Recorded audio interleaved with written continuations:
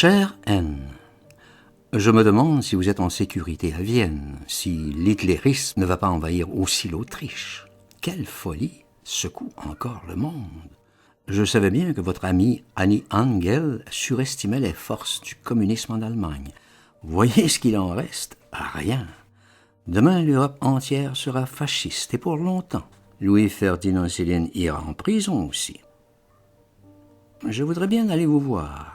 Que devenez-vous? Eins, zwei. Chère Anne, je me souviens très précisément de nos promenades. Tout cela est tout près et déjà quand même si loin. Voici le printemps.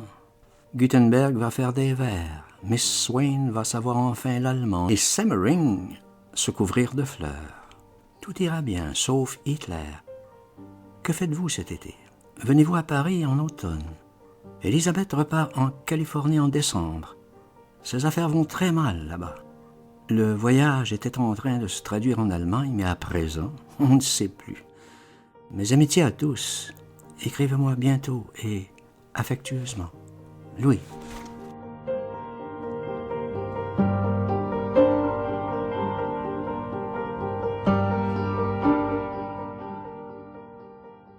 Anne chérie, je vais voir demain mon amie Germaine qui m'a déjà donné de vos nouvelles par téléphone. Je suis triste d'apprendre que votre vie est de plus en plus difficile à Vienne et que les leçons deviennent rares. Si cet hitlérisme vous envahit, quel abominable tourment alors! Enfin, il faut attendre. Je vais aller vous voir en juin vers le 10 avec Elisabeth. Je viendrai de Varsovie où Elisabeth veut voir le congrès de la danse, et moi aussi, et puis mon éditeur. Je resterai à Vienne une semaine. Ne prévenez pas Gutenberg, il serait encore malade. De Vienne, nous irons à Prague, et puis retour à Paris. Nous irons au Graben Hotel. Elisabeth vient de perdre sa mère hier. Alors elle est tout à fait démoralisée. Je crois que le voyage va lui faire du bien, surtout que sa santé n'est pas brillante. Vous l'aimerez bien, elle est très facile à vivre et très douée et très silencieuse, pas du tout comme Germaine. Mais j'irai me promener aussi tout seul avec vous, Anne. Nous laisserons Elisabeth avec Gutenberg. Tout ça ira très bien, affectueusement. Et à bientôt. Louis. Mes bonnes amitiés à Annie Angel. J'aurai besoin que vous me traduisiez des articles de Freud.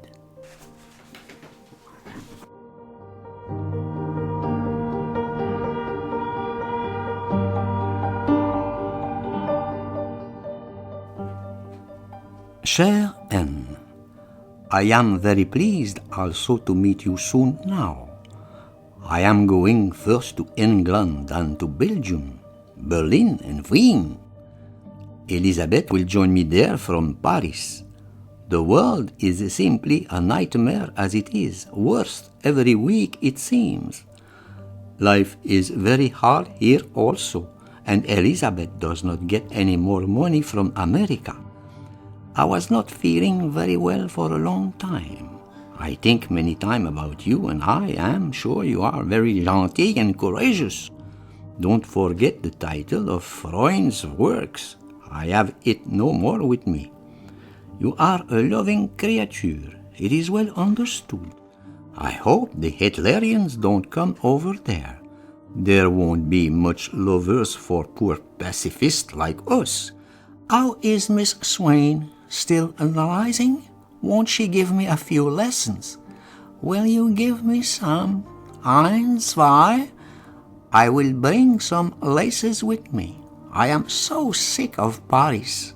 Everybody is so méchant and so inquisitive. Pity you have no measure for it. Love, dearest, soon keep well. I go make you weak in no time. Louis, don't worry about the Graben Hotel before I write to you. Thanks.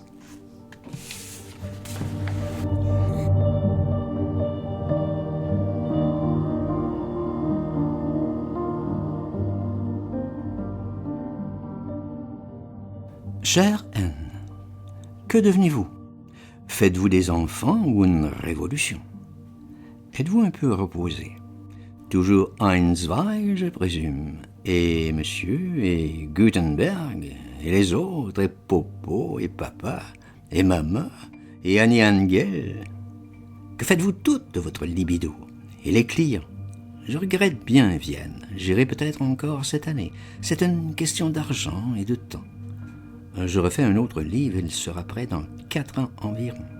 Et puis toujours je fais mon petit métier médical, rien n'est changé. Paris n'est pas gai en ce moment, on redoute l'inflation et le reste. Les Juifs sont un peu menacés, mais seulement très peu, et je ne crois pas que cela devienne jamais grave. Il fait froid. Elisabeth est toujours en Amérique jusqu'en février, sans doute. Je vois peu ma fille. Nous n'avons vraiment rien à nous dire. D'origine trop différente. Elle m'est presque hostile. Tout demeure bien difficile. C'est le Goncourt encore dans quelques jours. Déjà 1 an. Bien affectueusement. Louis.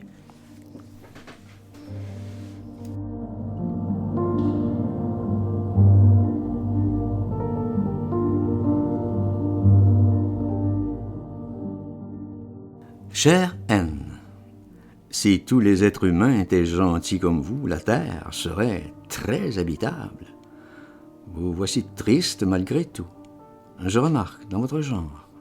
Mais tout de même, avec les facilités à présent que donne l'argent, et c'est énorme en vérité, surtout à Vienne, je serais bien content aussi de vous revoir. Mais quand?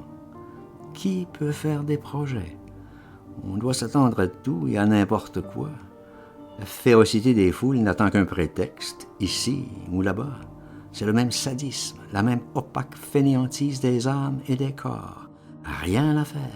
Cette race est ratée. Votre petite élève recevra toutes les leçons qu'elle mérite. Vous savez que la vie est prodigue de toutes les leçons. Enfin, je suis content de vous savoir un peu délivré des problèmes matériels de leur mesquine laideur. Il en existe bien assez d'autres. Je travaille toujours beaucoup. Il le faut. Et puis en vérité, je ne veux plus changer de vie. Je n'ai pas eu de jeunesse. Je me venge à ma manière sur tout ce qui se trouve. Je ne veux plus rien comprendre d'autre. Il est trop tard.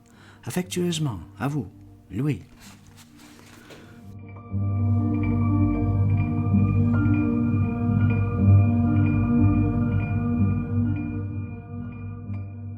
Chère Anne, je rentre à l'instant d'Amérique et je trouve ta lettre. Je voudrais bien te voir aussi, mais où et comment? Ce voyage fut atroce. J'ai trouvé Elisabeth dans des conditions de demi-démence qui ne sont ni racontables ni explicables. Un abominable cauchemar, je t'assure. Enfin, rien de ce qui nous arrive ne nous dépasse. Tout ceci est donc bien sans importance, comme nous. Me voici revenu à mes petites occupations habituelles. J'irai sans doute à Vienne cet hiver. Cette liaison avec M paraît heureuse, en somme. Tu es toujours bien belle toute nue. Cela durera encore longtemps, autant que nous. Que deviennent les Anis, mes amours? Ton Gutenberg voulait changer de ville. Il te manquera. Tout nous manque à partir d'un certain moment. La lutte n'est plus égale entre le désir et les regrets. On s'est tué beaucoup, me dit-on, aux environs de ta maison. Il y avait trop de monde dans les cafés. Tout cela devait finir mal. Affectueusement à toi, Louis.